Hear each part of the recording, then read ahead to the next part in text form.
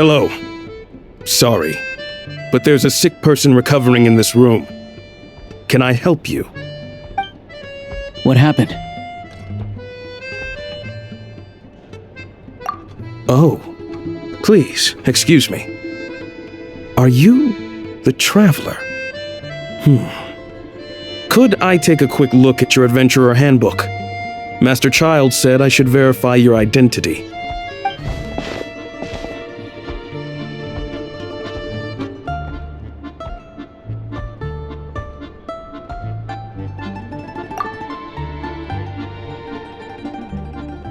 Ah, it's really you. Sorry for the inconvenience. We're under strict orders from Master Child to keep this room well guarded. At the same time, we can't interfere with Podvoye Restaurant's business. That would only seem all the more suspicious and draw unwanted attention to this room. Besides myself, a few of my colleagues are stationed in and around the restaurant, in plain clothes, of course. Rest assured, you're in safe hands.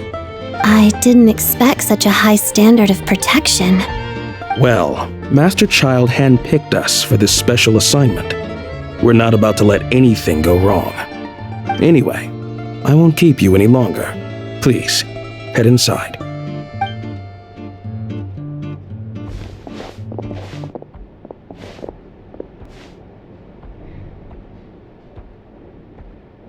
Traveler! Alosha, you're back! Oh, hey! Who's our new friend? Hi, I'm Odette.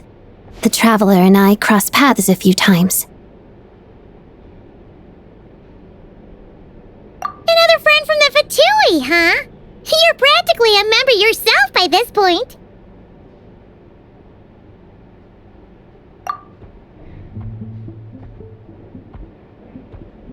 Paimon's definitely on the mend. We should be back to our usual travels in a few days' time. Seems like that doctor was right. It's just... Paimon's limbs are still feeling a little chilly. I have just the thing. Whoa! What's this? Is that a flame inside an ice cube? Wait, is this real ice? How's it not melting?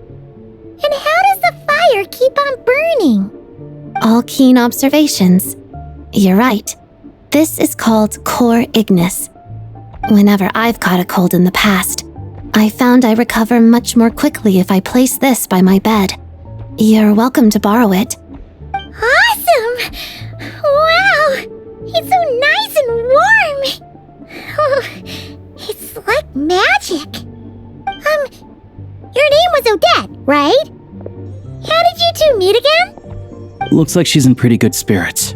That's a relief. Any progress with your investigation yet?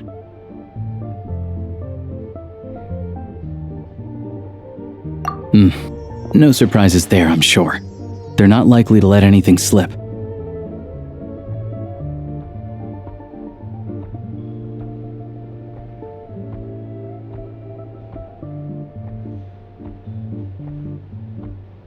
The Rokot, huh?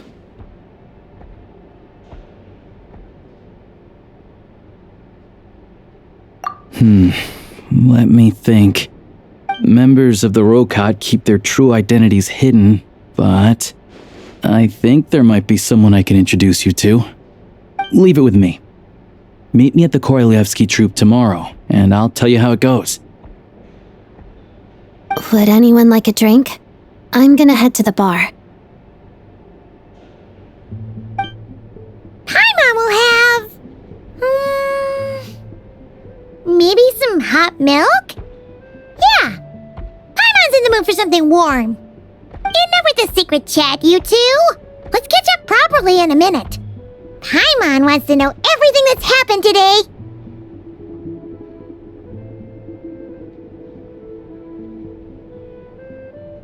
It'll be kinda like tabletop troop. No reason why listening to a story can't be an adventure.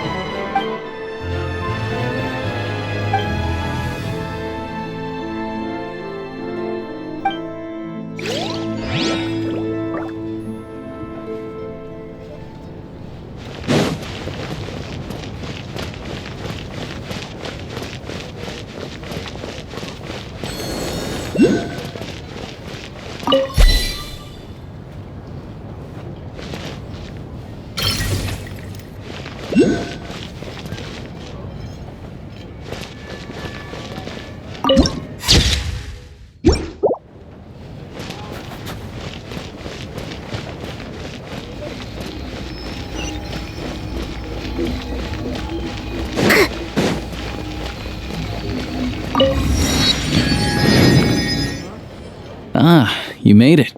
I've got some tickets, and I managed to set something up with the Rokot. It'll have to wait until after the show, though. Happy to stay and watch? I doubt you've seen the Korolyevsky troupe on stage before. Pleasure. Here. This is the way in.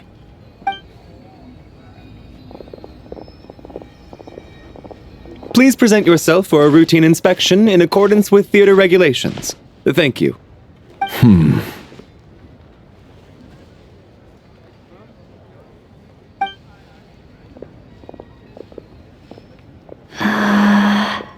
Is that guy with the fatui?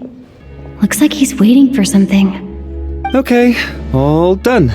Thank you for your cooperation. Please proceed through to the theater.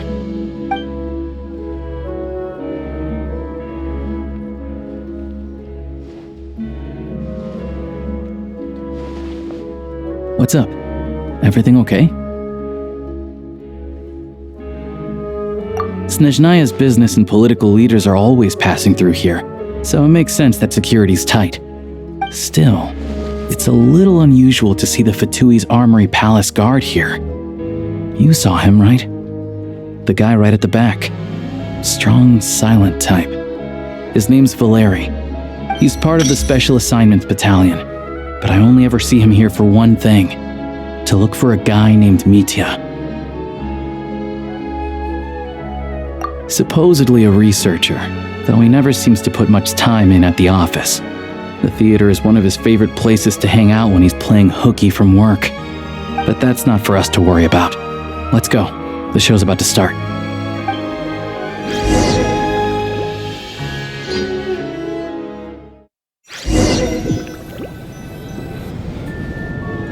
What do you think?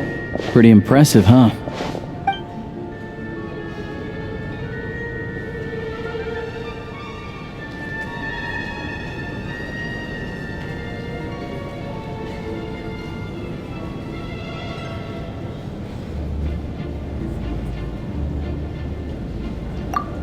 The one in Fontaine? I hear it's iconic. Never seen it for myself, though. Here we are, just in time. Sorry, coming through.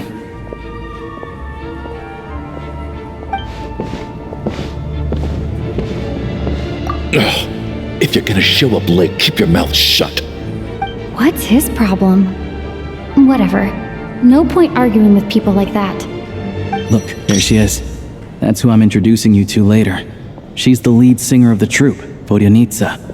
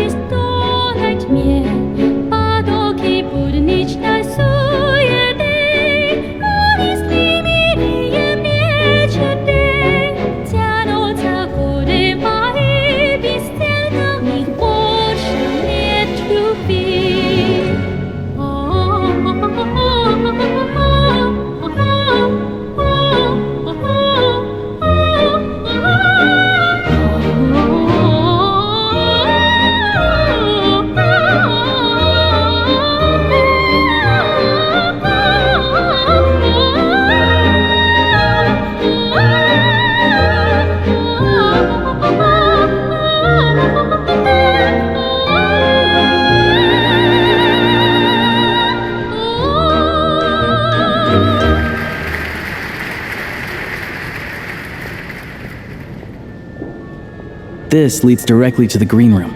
They're expecting us. Vodyanitsa will be waiting for us there.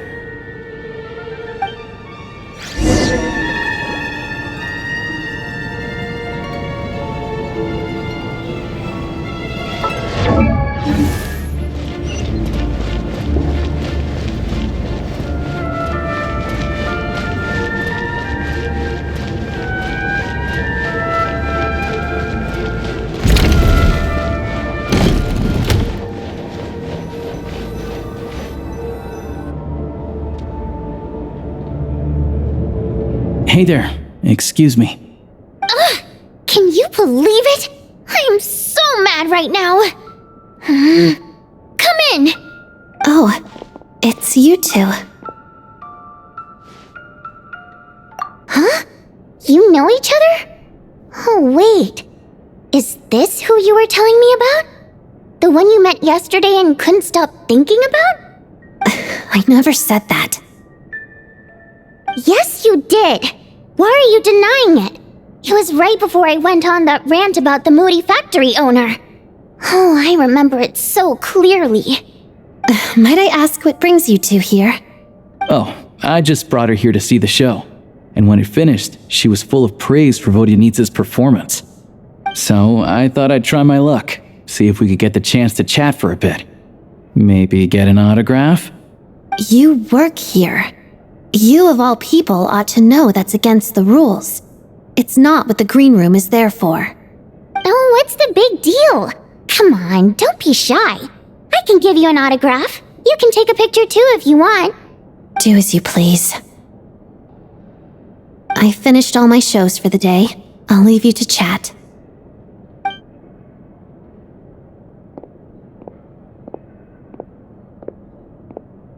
I wasn't making that stuff up, you know. Odette's just too proud to admit it. She thinks very highly of you, and so do I. You did the right thing in Svietloladovka. We're good. Odette's out of earshot. I'll lock the door.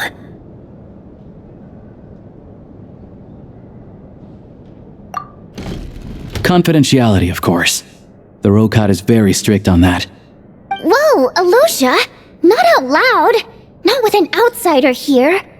Relax, I've taken care of it. Look at this. The president's reply sent this morning. Wait, so she's been approved to join?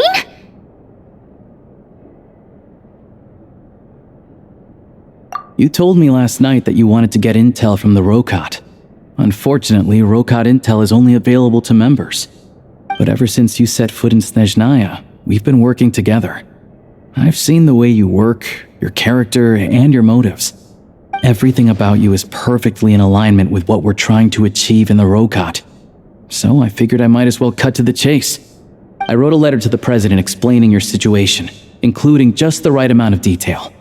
His approval came very quickly. Of course, it's still your decision whether you want to join or not. We'll respect your choice.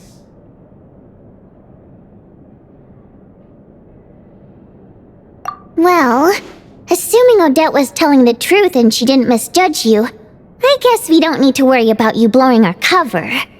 Still, you gave me a real fright. I didn't know that's why you came looking for me. So, that stuff you said about admiring my performance, was that just because Odette was here? Did you actually mean it?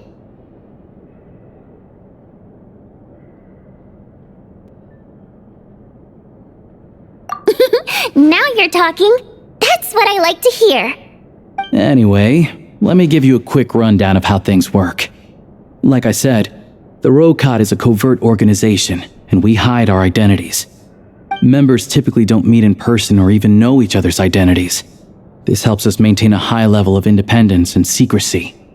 Because of this, members are basically free to decide their methods without constraints, so long as the outcome of any activity doesn't violate the organization's principles. After all, we don't have any ostensible contact with each other. This way, if anything goes wrong, no one else will be implicated. Beyond the freedom to choose how you operate, it's also your choice whether to act at all. We have plenty of members who have yet to take any action. In short, joining the Rokot in and of itself won't place any restrictions on your activity in Snezhnaya. There's a code of conduct you can read if it interests you. But basically, as long as you don't plan on using your anonymity to go around doing evil, you'll be fine. I tried reading it 5 or 6 times. Never made it all the way through. Even the most lackluster script makes for more interesting reading. Great. Then I'll go grab an official application form. Be right back.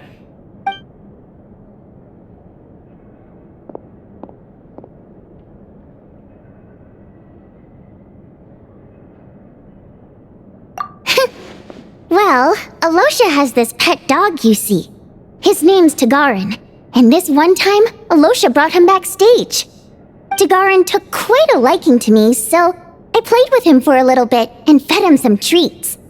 Then, the Rokot was out on a mission one day, and even though we were all in disguise, Tagarin recognized me right away. Just a coincidence, really. We didn't report it to the higher-ups, though, to avoid dealing with the fallout. Like my job at the theater, for instance. I really needed to make ends meet. By the way, what were you complaining about just before we came in? Did everything go okay with Chuganov? Everything did not go okay. That's why I was so mad. I tried to make some small talk with him before I went on stage to fish for intel about the Iskra manufacturing plant. But he wouldn't take the bait. No matter what I said, he kept dodging the question. And then he started complaining. He said he didn't appreciate his second-rate seat in the stalls because he usually gets a private box. I mean, what did he expect? Everyone knows that if you want a box seat, you buy a ticket well in advance. But instead, he sends me a letter the day before the show when we're practically sold out. I had to juggle things around just to get him a half-decent seat, hoping he would appreciate the gesture enough to share some information. But nope, he didn't give me anything. Yeah, meeting Chuganov in person has definitely been a disappointing experience. Oh, you probably don't know who we're talking about, do you? Chuganov was that older guy you were sitting next to today. I'm sure he didn't make a great first impression on you either. To the citizenry, he's a family man and a kind boss. But our interactions with him tell a very different story. It's one thing to ask for a favor, but he acts like it's his right. He always expects special treatment. Take the ticket situation, for instance. I've actually gotten him a private box in the past. But not only was he not even grateful, now he's acting like I've sold him short this time. Not to mention that he's never paid for a single one of his tickets.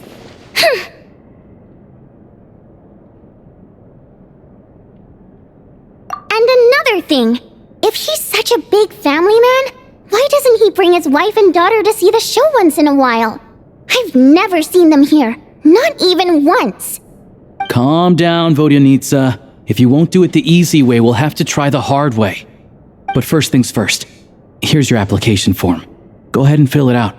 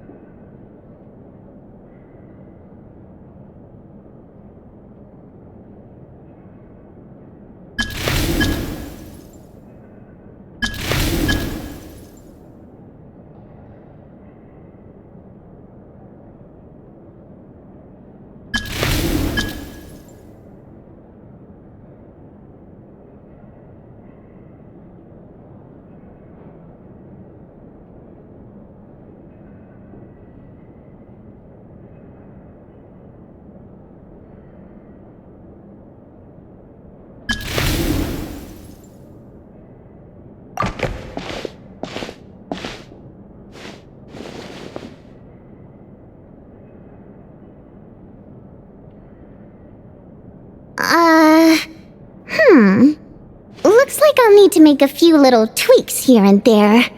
But other than that, you're good to go. We'll hold on to this for you. Alright, now that we're officially Rokot comrades, I can tell you. Chukhanov is the target of our current operation. Recently, we've done some recon work at the Iskra manufacturing plant, which pretty much confirmed that their energy consumption is way beyond the legal limit. All we need now is some direct evidence to present to the Vetcha, so we can demand that they shut the plant down. That way, the Kresny Crystal can be allocated to where it's needed most. I was hoping he might let slip during one of our chats, but he's too tight-lipped. We'll have to find another way. I'm meeting another regular theater goer tonight, Mitya.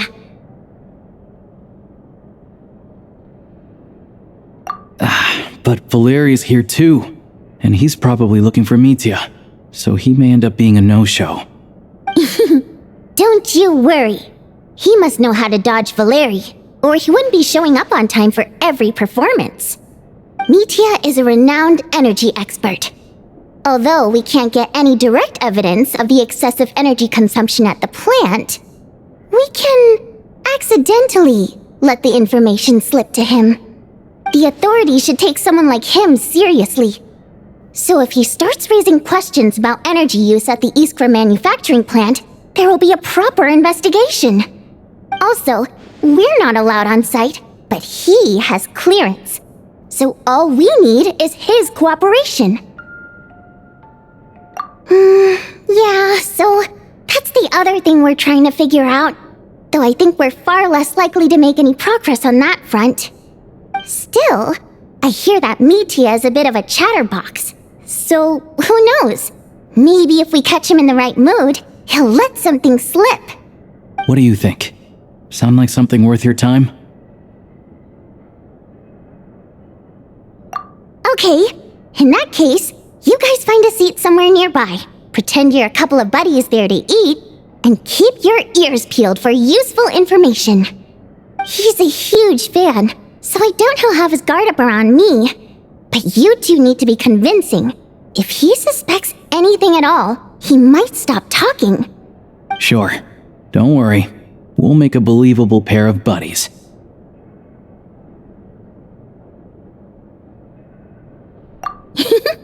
Perfect! You've sold me already. Now, help me tidy this room up a bit before we head out.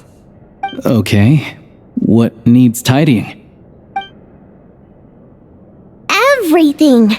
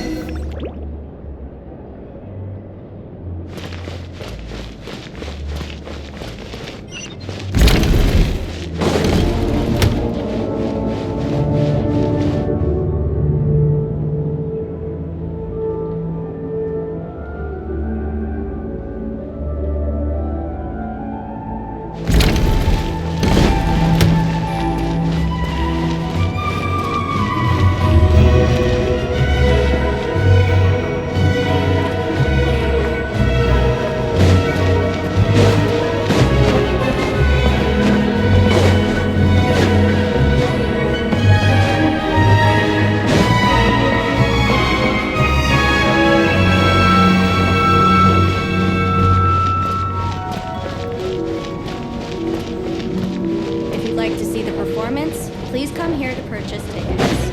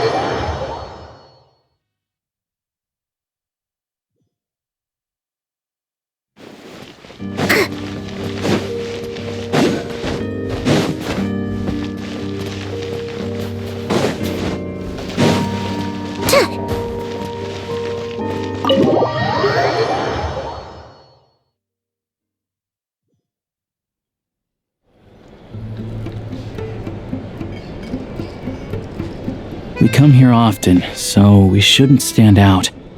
Let's sit here. Now, it's up to Vodyanitsa. Let's see how the conversation goes.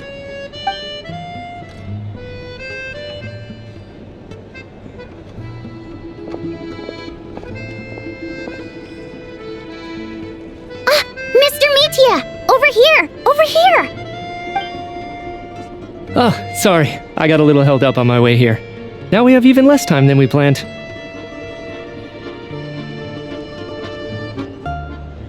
Go ahead and order some snacks and drinks, whatever you like. Let me see. According to my schedule, we still have 25 minutes left. You're really pressed for time today, huh? I was imagining this would be a leisurely chat. If you'd prefer, we can always reschedule for another afternoon when you have more time. No need. Getting to meet the lead singer is a very precious opportunity for me. I'm not about to pass it up. I've already had to decline your invitation several times because our schedules rarely align. If I don't grab this chance while it's here, who knows when the next one will come around? Well, it's very kind of you to make time just for me.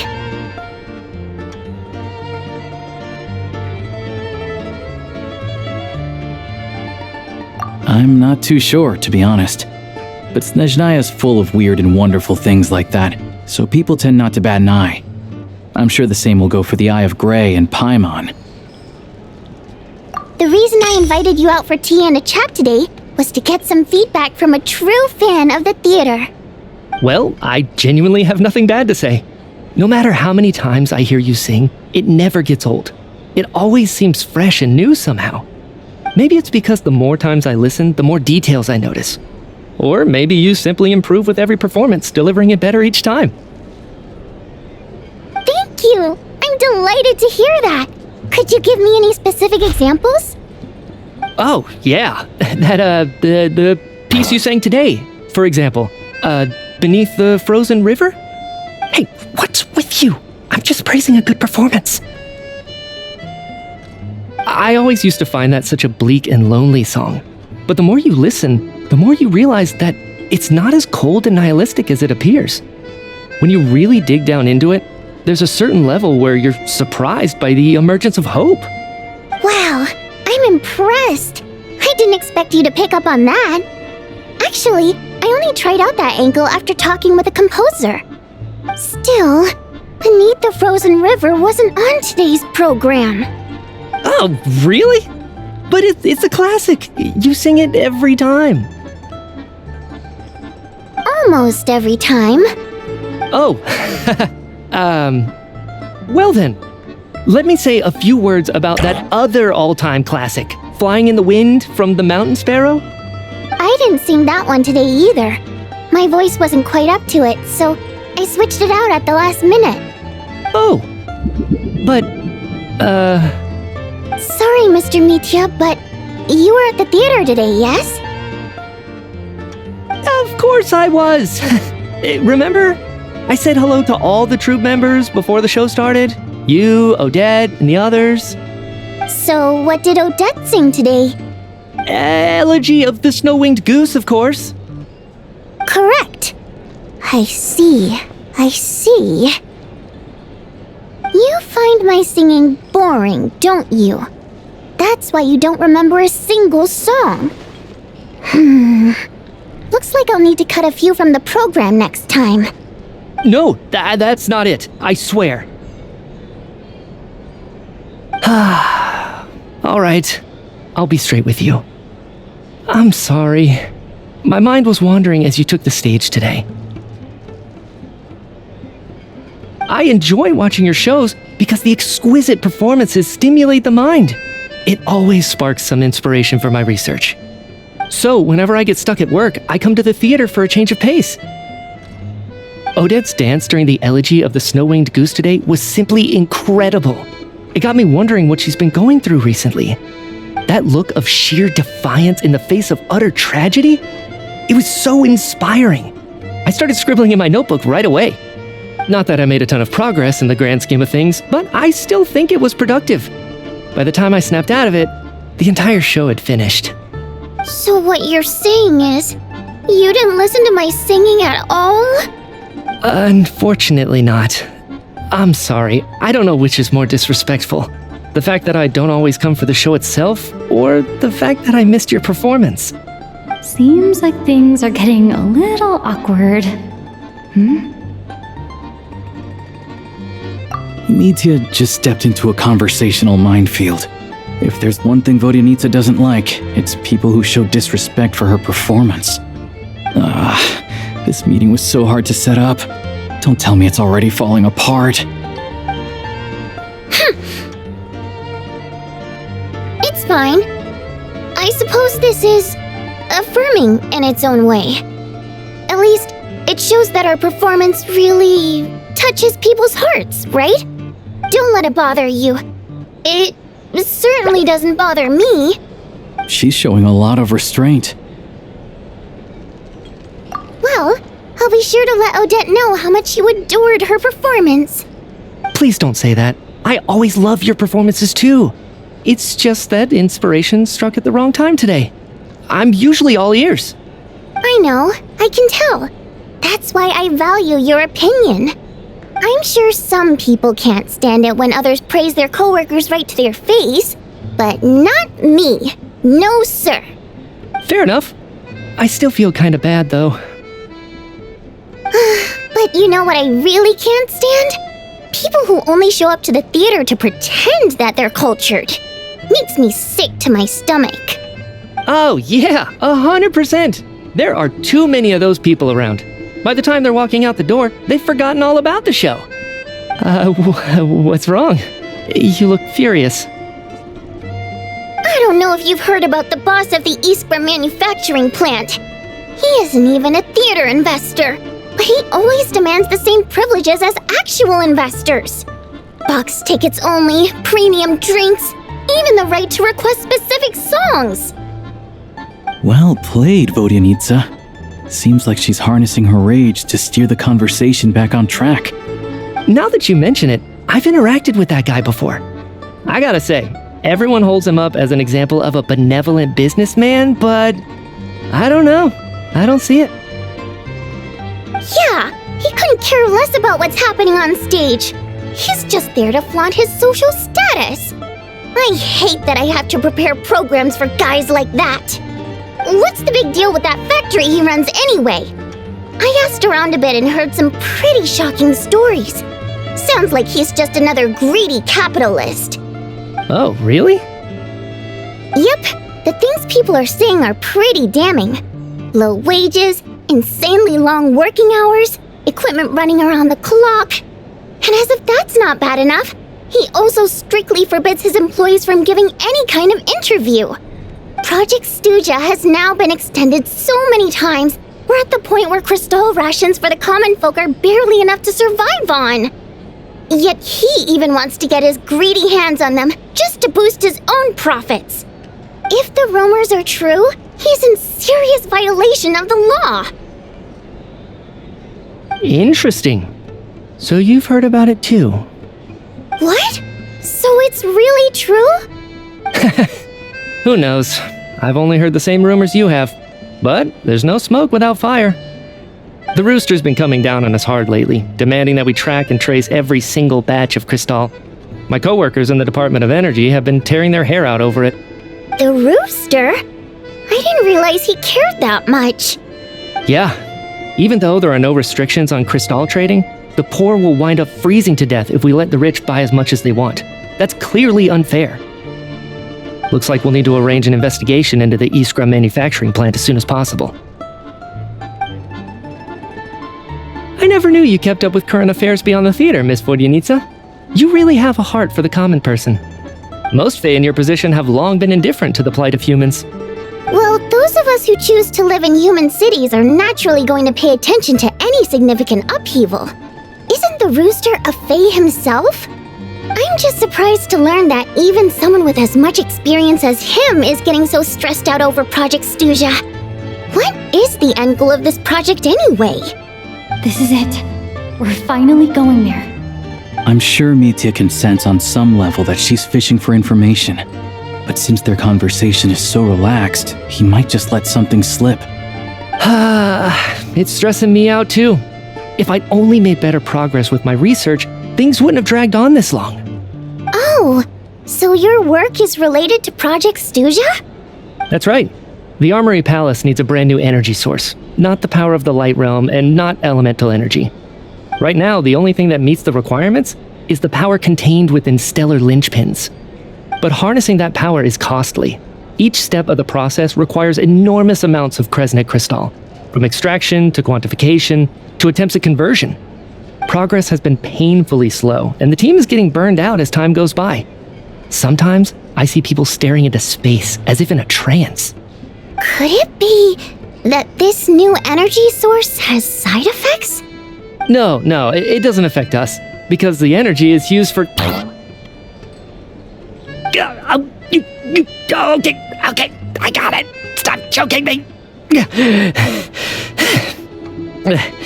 Sorry, I can't talk about that.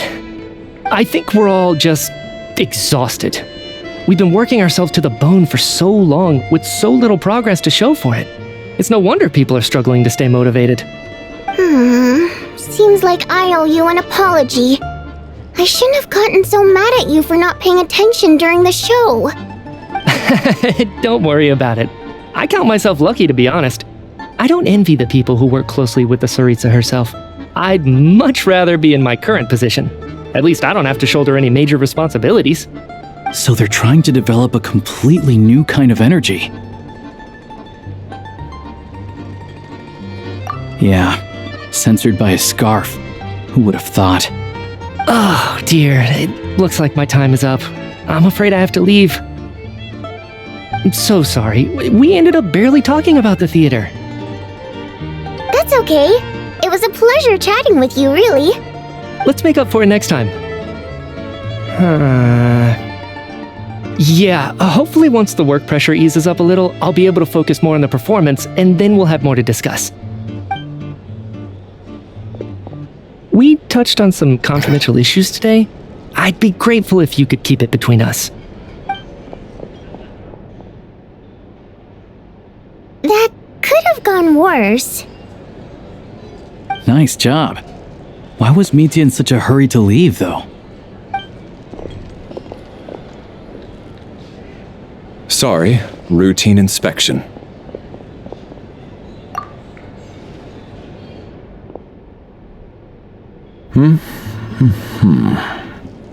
Okay, let's go.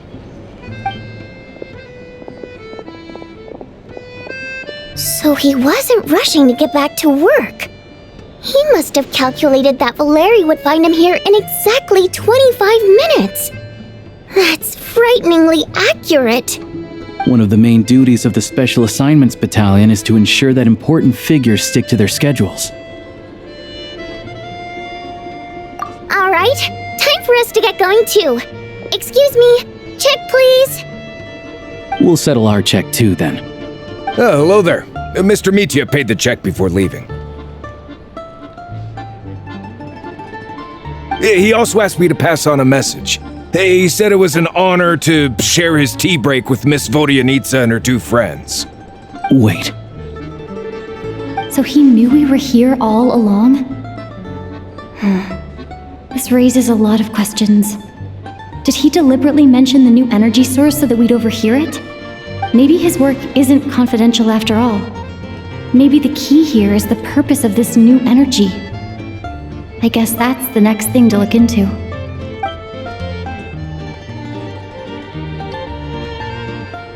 Vodyanitsa and Alosha have both left. Time to head back and call it a day.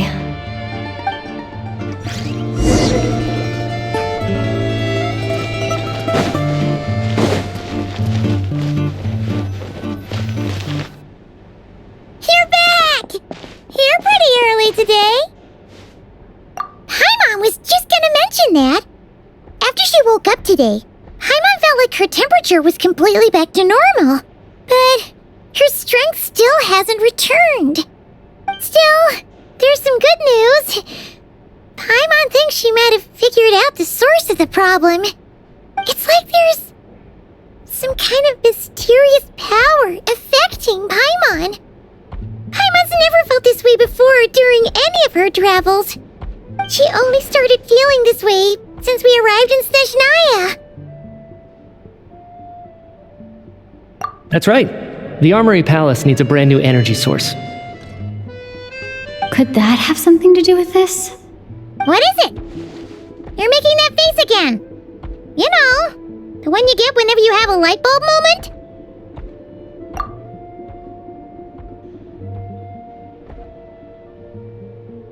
So, they're trying to develop a new energy source here? And you think that might be why Paimon's feeling unwell?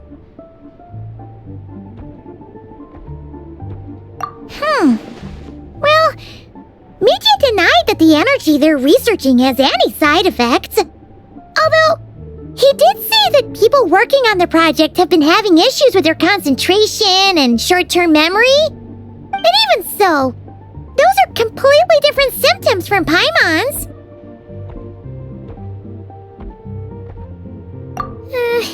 It's pretty faint, so it's kind of hard to tell.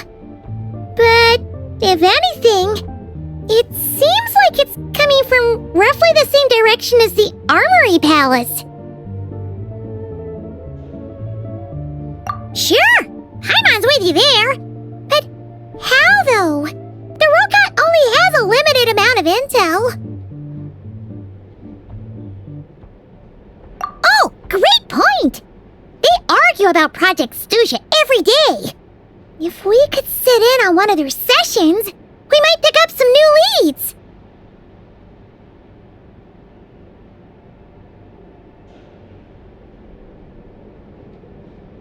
Good idea!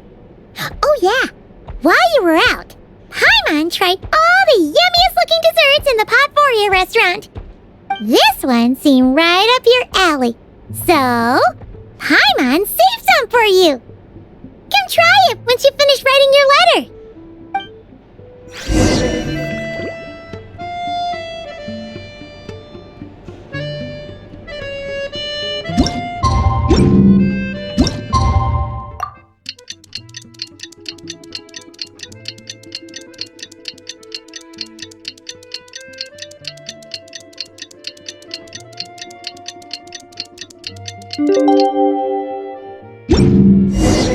Alosha replied, he says that we won't be able to speak at the Vetcha, but he can arrange for us to attend as visitors. Time to get ready, then head to the Snezhnograd Vetcha. You're back! Paimon's been working on the crossword puzzle in the newspaper. It's actually pretty fun. Oh, shoot! Paimon forgot the next word. Oh, she had it a moment ago. Think, Paimon, think.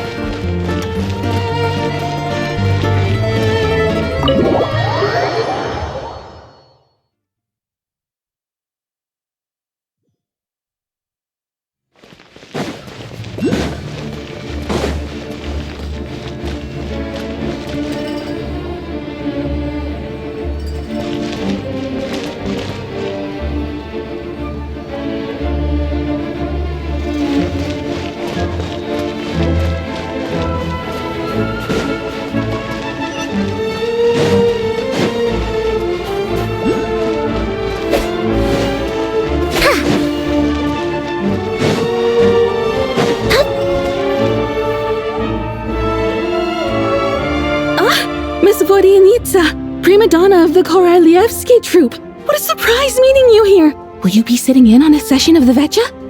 Sorry, I'm not taking interviews today. Oh good, you're here. The session's about to begin. Let's get inside. Please wait, Miss Vodenitsa. Could you introduce me to your new friend?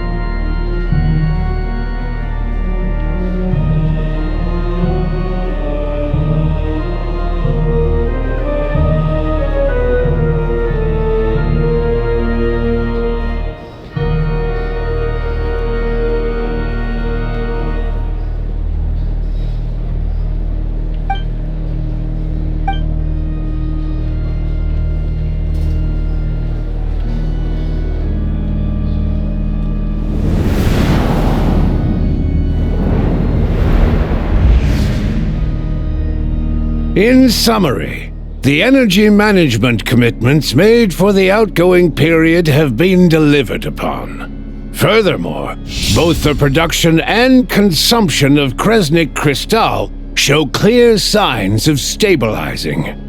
The relevant agencies have assessed the present circumstances and determined that the status quo can be sustained until the next period. For detailed statistics, I would refer you to the industry reports that have been distributed to all persons present. It should also be noted that while the recent blizzards have led to a significant increase in people's energy expenses, this is strictly a short-term phenomenon associated with a remotely located monster. Her Majesty the Tsaritsa is giving her full attention to this matter. We should have every confidence that it will be dealt with swiftly and conclusively. A financial report on disaster relief is also present in this report, courtesy of Pantalone. They cover the same old ground every single time. The rooster never seems to mind, but everyone else is getting tired of it. There's a general lack of trust. People aren't seeing any tangible benefits that affect them directly. Of course, none of that will be reflected in any of the reports on the table. Yeah, if it weren't for these hard copy documents, I could have at least made something up. Oh, don't mind me. I'm just out here trying to hit my interview quotas. Bring out the kvass. Ever read it? Best-selling newspaper in town. If I remember correctly, you guys don't even have a sales permit. You have to sell from stalls on the street. Okay then, best-selling street stall newspaper in town. Still counts.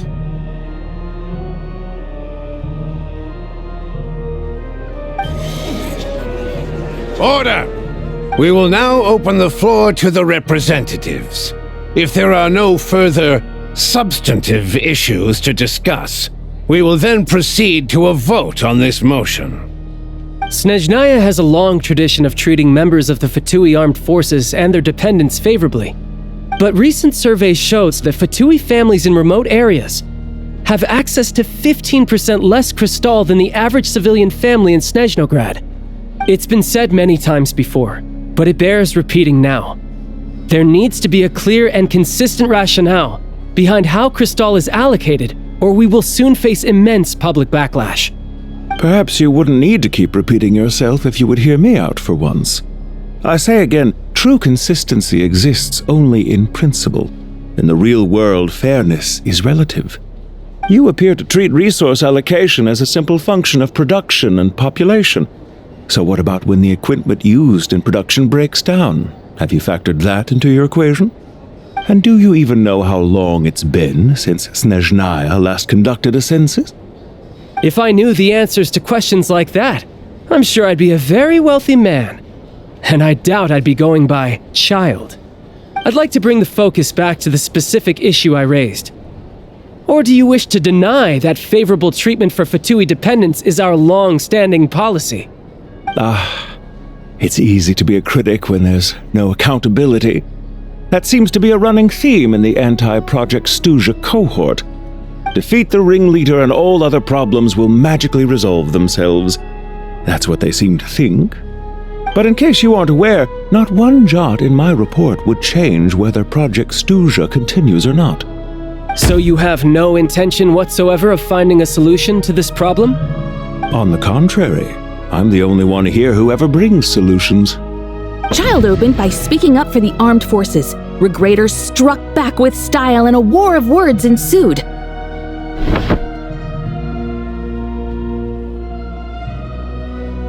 Our reporter was live on the scene to get the audience's reaction as it all unfolded.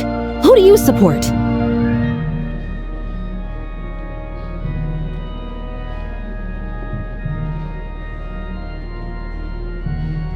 The people have spoken! Child received raucous applause from the crowd as he pushed Regrator onto his back foot with a relentless barrage of questions. It had to be seen to be believed. Now you see why they don't have a sales permit. However this reporter wants to spin things, I haven't forgotten that Tartaglia was representing the Northland Bank when we first met in Liyue. So, surely their relationship can't always have been this strained. You two are getting off topic. Let's focus on what the data is saying. Mr. Pantalone, may I speak on your behalf? Oh, please do. I'm more than happy to save my breath. Crystal distribution policy undergoes modifications with each new period. The ultimate goal being to find the most reasonable method of allocation, which I believe is what Mr. Tartaglia also seeks. But I fear many may have been misled on this topic by extremist activists. To clarify, Project Stuja is not the root cause of the problem. It is merely a framework for resource distribution. The most recent reports all point to Snezhnaya's resilience and adaptability during this period of fine-tuning, and give clear indications that a distribution framework is improving with each iteration. To make drastic adjustments without first considering the risks would likely do more harm than good. It would be a waste of the hard-won experience we've gained to date. Renowned scholar of finance, Arapov spoke up to clarify the fiscal logic, clearly alluding to social organizations like the Rokot in his words. With the notorious Lelek still active to this day, should the Rokot be held responsible? No, there is someone else to blame. She's just rephrasing what Mr. Pantalone said. The Rokot are the critics he accuses of taking no responsibility for their actions. As for Lelek, you won't have heard of him yet. He's currently the most famous member of the Rokot. Well, more like infamous. Ending Project Stuja has become an obsession for him.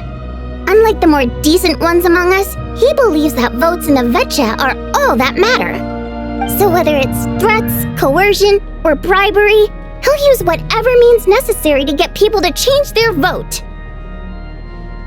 And since we're already on the subject, what do you think of Lelek's methods? Are you for or against? Well, whatever the story is, his actions benefit us all. We stand with Lelek. At least someone here wants to take this discussion seriously. I've been considering that issue myself. What you really need is more precise regional data, right?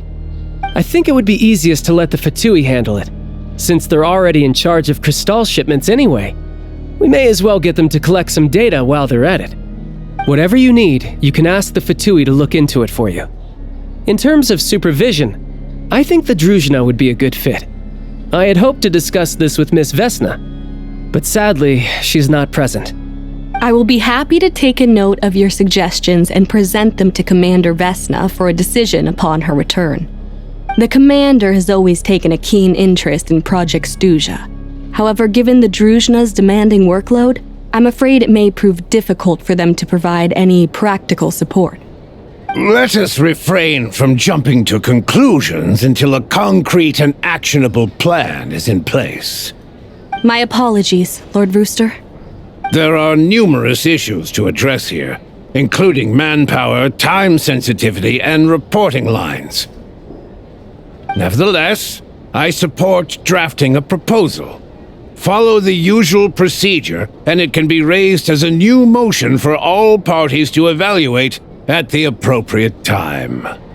In that case, I'd like to share one thought before the proposal is drafted. The issue of time sensitivity was raised just now, which I presume relates to the official reports.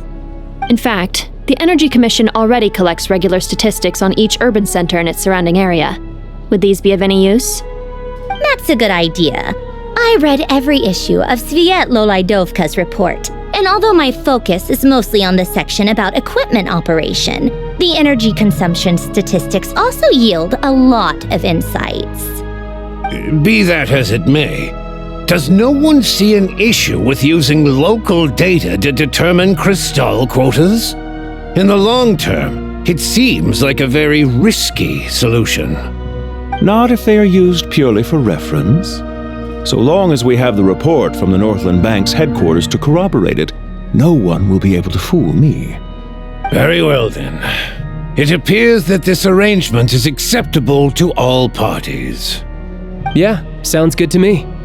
The members reached a provisional consensus on the issue of improving treatment for Fatui soldiers.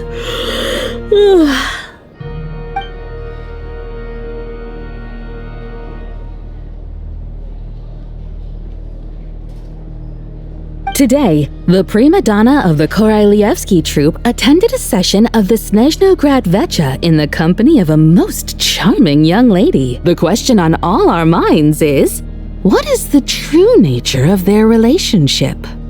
Write anything like that again, and I'm revoking your permission to interview the troupe. Got it?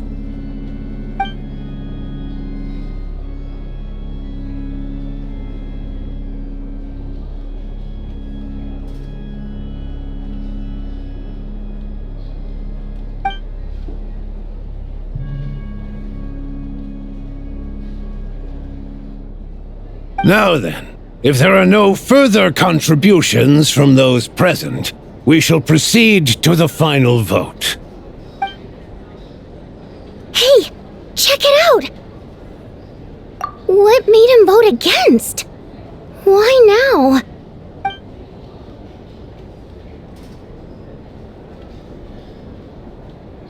The votes have been tallied. Those in favor of continuing Project Stuja total 61%, securing a clear majority. That was too close. The margin has shrunk yet again. Chuganov was a huge loss. I'll bet Lelek is behind this. I wonder how Pulcinella will respond this time. Chuganov. I see. Lelek strikes again. Yes, go, Lelek. Once Project Stuja is defeated, our unwavering support at Bring Out the Kvass will finally pay off when we make our comeback. I can taste our victory already! In accordance with the result of this vote, Project Stuja will remain in effect until the next Vecha period. Finally, may I remind us all, we debate only for the greater glory and solidarity of our nation. May the aurora shine ever on, and the tundra always stand firm. The session is concluded.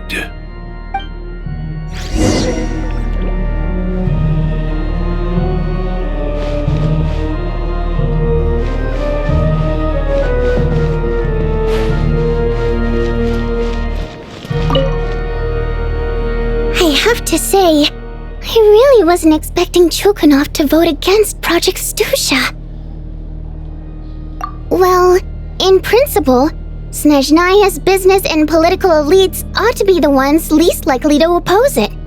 As we heard, Project Stuja is basically just a resource distribution framework that requires everyone to cut back during the winter. But even if the policy got cancelled, the Tsaritsa's energy needs wouldn't suddenly go down. The extra demand from the public would have to be filled from somewhere, so logically, the factories would have to take the hit. I got a letter from Mr. Mitya just before today's session. He said he's confirmed that there are issues around overtime and excessive energy consumption at the Iskra manufacturing plant. In a situation like this, once the Rooster receives the report, he'll order the factory to halt production and submit to an investigation before issuing a penalty. But that's a week-long process, and thus didn't make it onto the Vecha agenda this time. I don't think he suspects anything so far. Exactly. And as you know, he's a very selfish person. I was originally gonna try and flip him after he received notice of the official sanctions. My plan was to convince him that the whole thing was completely unfair. Rather than just sit back and take the hit while his factory stopped production, he'd be better off voting to end Project Stuja. At least that way, no one else would be able to make any money either, because all the factories would suddenly have more limited energy to work with. But now, he's already voted against it, which means someone must have used more forceful means to change his vote, just like with everyone else who flipped. Yeah, no one knows why Lelek is so obsessed with ending Project Stuja, but by the looks of it, he's inching closer and closer to success. Lelek must have strong motivations, given how he'll stop at nothing to achieve his goal. Maybe he knows the full truth of Project Stuja. Maybe my next step should be to focus on him. All right. What are your plans for the rest of the day? Shall we head out? Hey, comrade. I noticed you were here during the debate. I didn't take you for a political enthusiast. Greetings, Harbingers. I just happened to have some free time today, and my new friend here thought it might be fun to check out the Vetcha. Ah, Odette must have introduced you. Looks like you two are getting along pretty well. I'll leave you to catch up. I should head back to the troop. Sure. Break a leg and all that.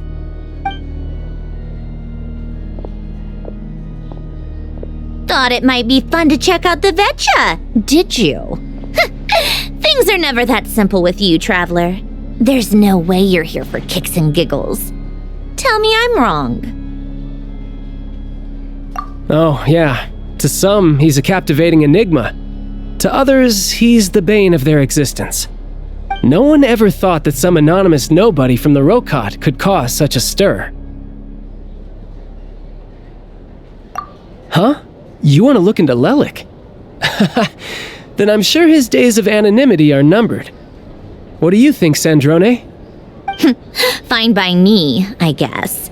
If the Traveler actually manages to expose Lelik, it'll be doing Pulcinella a favor. In return, it seems fair to let her in on what we've learned so far. My thoughts exactly. Sharing is caring, after all. Head back to Glupov and grab the files on Lelik. It's easier to just pull the records than go through the rigmarole of getting the Traveler a visitor's permit. As you command, child, sir. In that case, since we're going to be waiting anyway, I'll have someone brew a pot of black tea.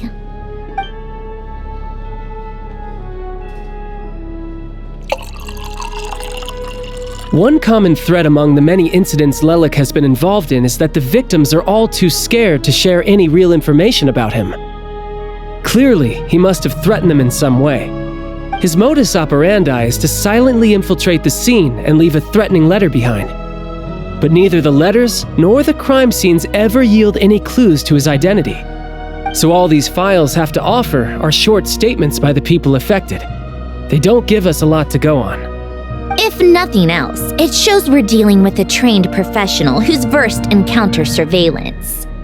Yes, and to that point, he often strikes in highly secure locations. The victims are high-ranking and influential people who take their personal security very seriously.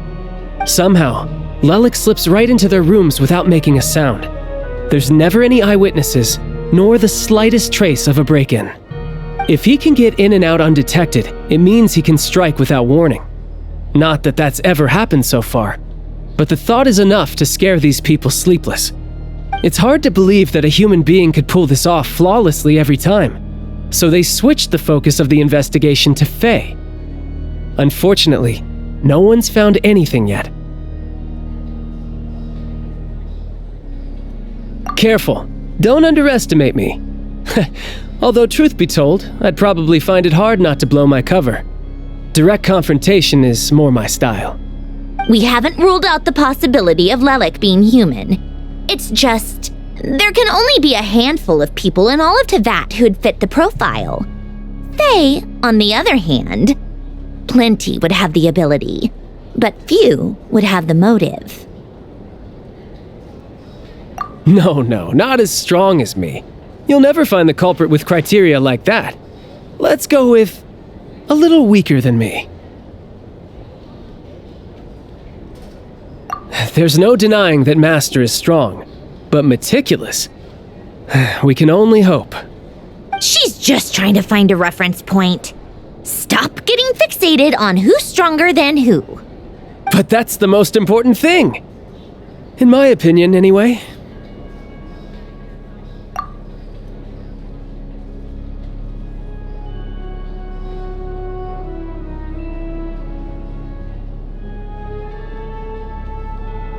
Odette? Yeah, that seems about right.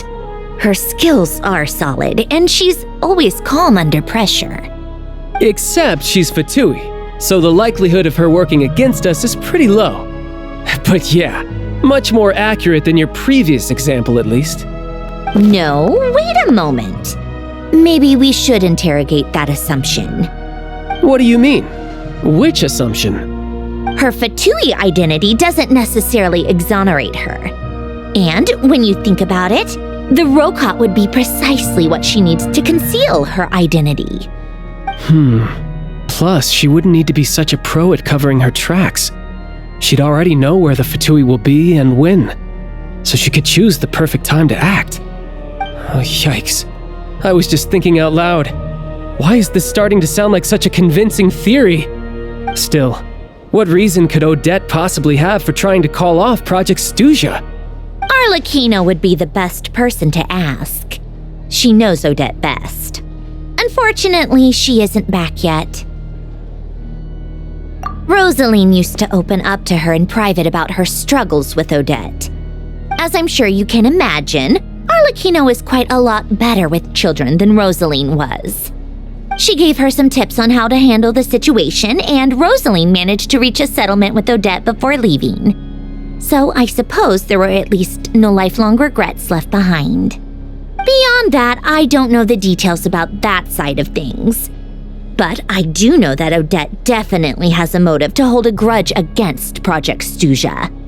The reason being, her father passed away during the early stages of the project. That was back before it had been named Project Stuja, when things were still being worked out. But in essence, it's remained the same ever since. The more you know. Rosaline was always so self-centered. I never understood why she started paying so much attention to Odette.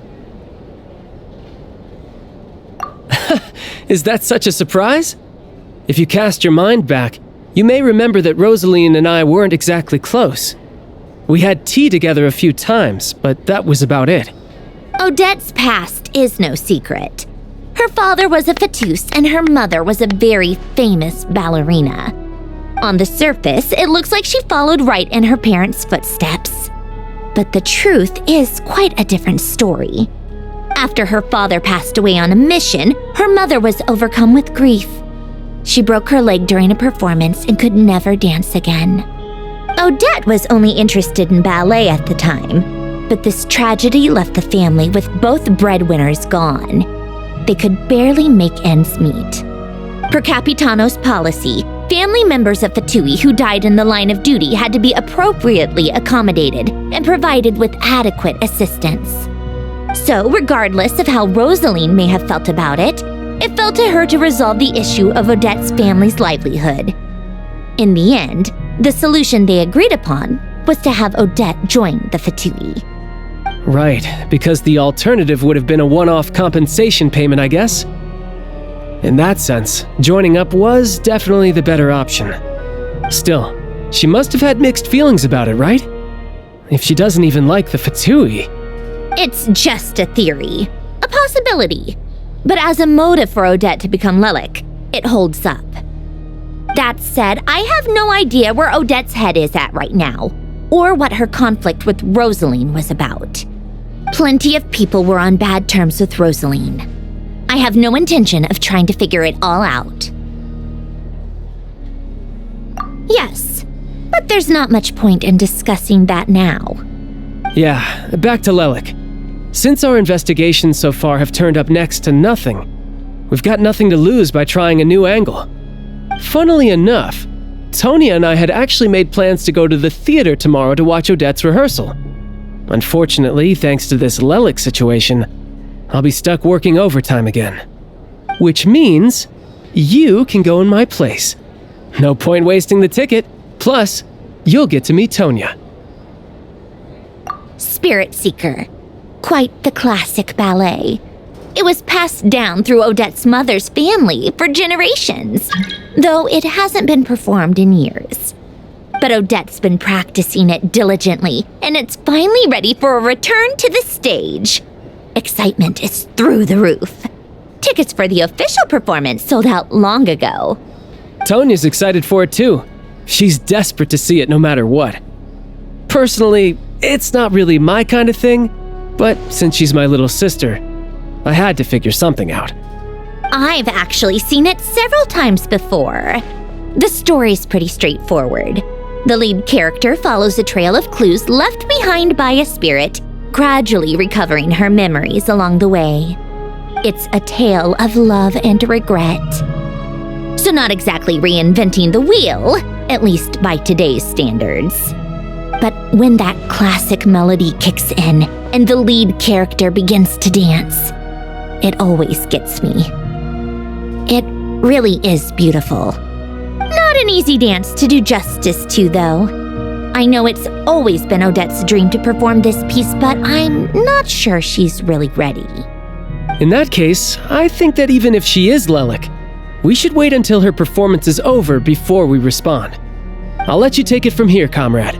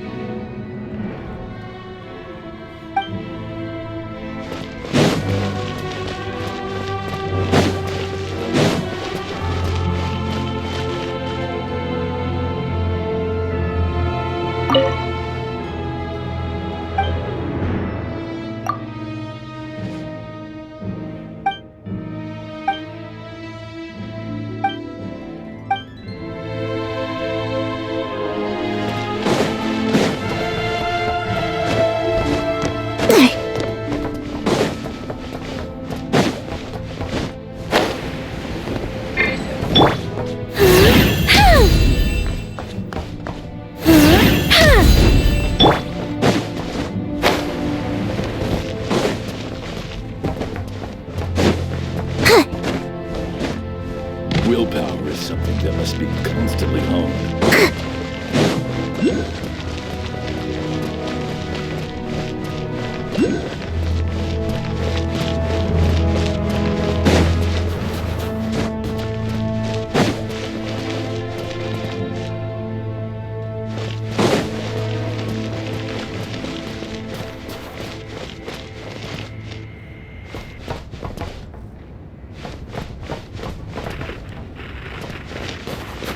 If you're here for treatment, please register a brief description of your condition in advance.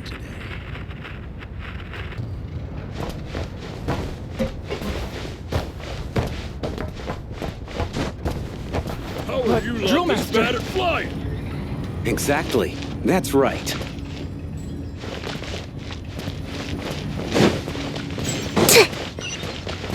Safe travels, friend. Wishing you all the best.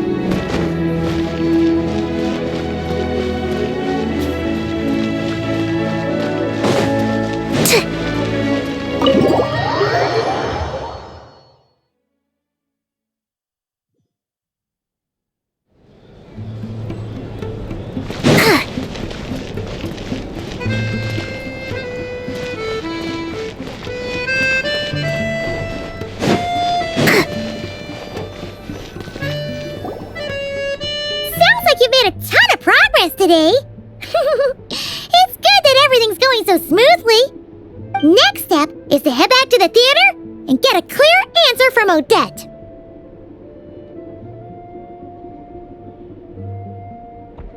Either way, Paimon doesn't get the sense that she's a bad person. Sure, she might have done some pretty extreme things, but Paimon bet she has her reasons. Maybe this is going too far, but with everything she's managed to do so far, wouldn't it make more sense in theory to be even more, heavy-handed? Why leave a letter when she could, well, we know there are plenty of other ways to keep people in line, right? The point is, she could have gone further, but she didn't. So, if it is her, she's got some principles at least. Yeah! Well, all you can do is follow the facts wherever they lead. No change, really. But that thing Paimon told you about yesterday? Paimon feels like she can sense it more clearly now. Hearing you talk about your day makes Paimon itch for an adventure. If only she could be there with you so we could experience it all together. Yeah, I wish you could be there too. I'm not used to adventuring alone. But don't worry, we'll get to the bottom of this. Guess it's just one of those things. Never mind. Paimon will behave herself and keep resting.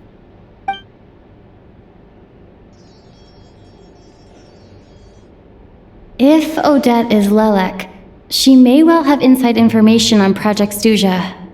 Her father was involved with the project's early implementation and tragically died in the process. Now, she's dedicated herself to bringing it to an end. It's hard to imagine she could have gotten this far without knowing anything at all about the Tsaritsa's true intentions. When she spoke to us as a member of the Fatui, how much did she let on? And how much was she hiding? Only time will tell. Maybe tomorrow everything will be answered. Hey look! It's snowing! Could be a tough day ahead. Make sure you wrap up warm tomorrow.